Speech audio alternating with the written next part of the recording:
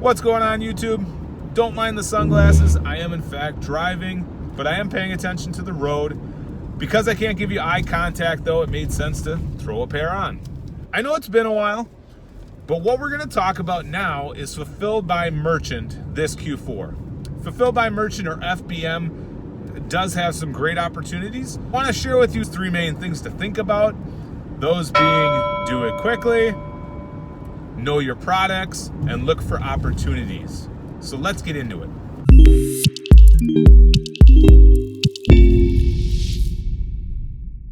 Welcome back. If you're new to this channel, my name is Jake Diego, and on this channel I talk about ways you can improve your Amazon business as well as some personal development things, and I share my goals with you. So getting into FBM, one of the first things and probably the most important thing about FBM is you gotta do it quickly.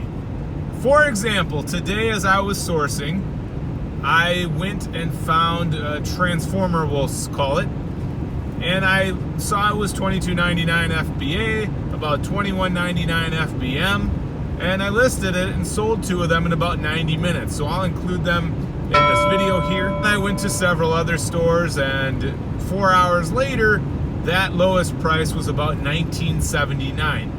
So when it comes to Fulfilled by Merchant during Q4, the biggest thing is doing it quickly. Now, I mean, like, we're not doing it all on Thursday and we're not doing it next week. I'm talking, we just got out of the store, we're in the car, we're gonna list it now. It's the best way to take advantage of those opportunities and price spikes, and brings up a really good point. And that point is, I don't use Keepa this time of year. You're gonna see a $19 Power Ranger that's selling for $44. You're gonna list it, it's gonna sell.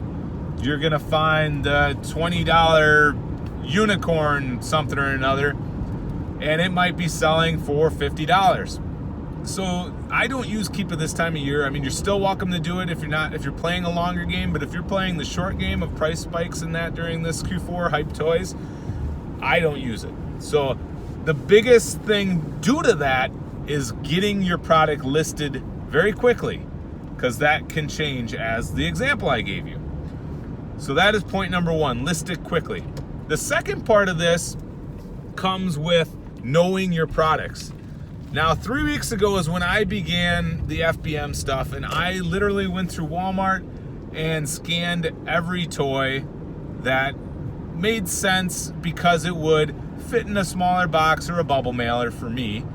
Maybe you have bigger boxes and better shipping rates, so you can do bigger items, but that's how I judged which items to scan, and so I went and I did it. Now, I'm not talking I'm doing the Ryan World toy and the Ryan World cube and the Ryan World squishy. I'm talking I'm doing the blue one, the red one, the tall one, the short one, and such as Barbies maybe. I'm scanning the one that is the soccer player. I'm scanning the rave girl, the outfit for the Hello Kitty, whatever. Like every part of that, because you're gonna see this Power Ranger toy is $15.99. These ones are $15.99. All these are $15.99. But that one is $25.99 or $27.99, whatever it might be. And it's gonna get your mind jogging. You're gonna start noticing some patterns with that. Now, it doesn't have to be dolls. It doesn't have to be any kind like that. It might be a car. Maybe you see this car that has this opportunity on it, and it's not the pink, the red, the purple, the Lambo, it's the Hummer, whatever. So you have to scan every variation. The good news, though, is once you've done that, you don't have to do that every time.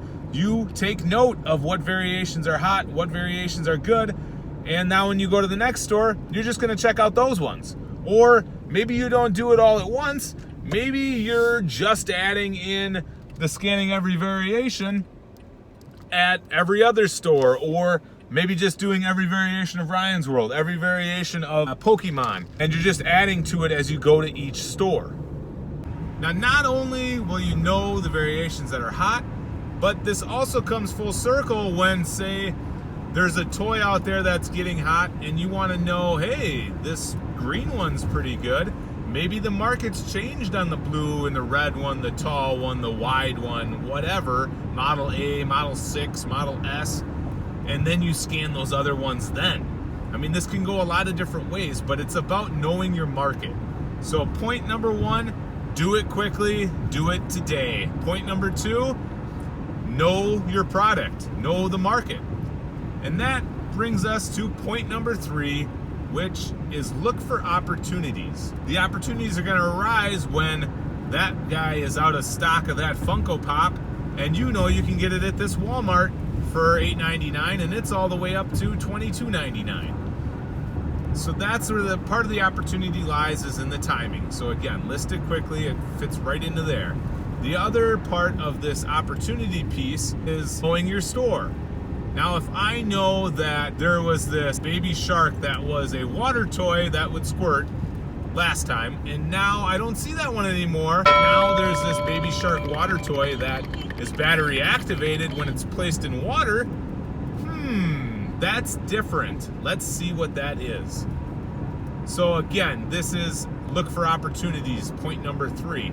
And it ties into 1 and 2, because if you do 1, listing it quickly, you're going to take advantage of that opportunity. If you did number 2, know your market, scan the variations, look at all the products, know what's going on, then you're going to have this ability to spot the opportunities. For example, I went into Target the other day and there was this new, we'll call it a transformer again. That's a poor example, but whatever. And I didn't see this toy before. And it may be because the store I went to before was all out of it. Again, opportunity. So I scanned it, boom. $19.99, sells for $44. Awesome, let's get it. By knowing this, you're gonna be able to get on the trend quicker, because what happens from there is that toy had 7 sellers when I jumped on it. The following week it was up to 13.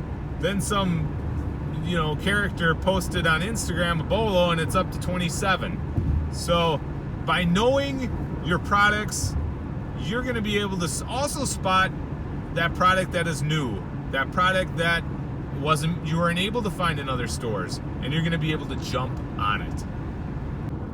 So I didn't want to throw too much at you today, but to recap the 3 points, it is do it quickly, do it now. The second point is know your market, scan those variations. I know it sucks, guys, but if you put in the work, you will get the results. Some of the variations that I scanned 3 weeks ago, I can't find in any store anymore, but I made $3 to $5 profit on each of those items, and I sold probably 30 of them. And the third point, look for those opportunities. So again, this coincides with point 1 and 2, but when you do those things, you're gonna be able to seize the opportunity and also see the opportunity. If you like this video, let me know by clicking that thumbs up below. And if you have any questions, comment down below. Let me know, because I am making a part 2 to this video. Take care.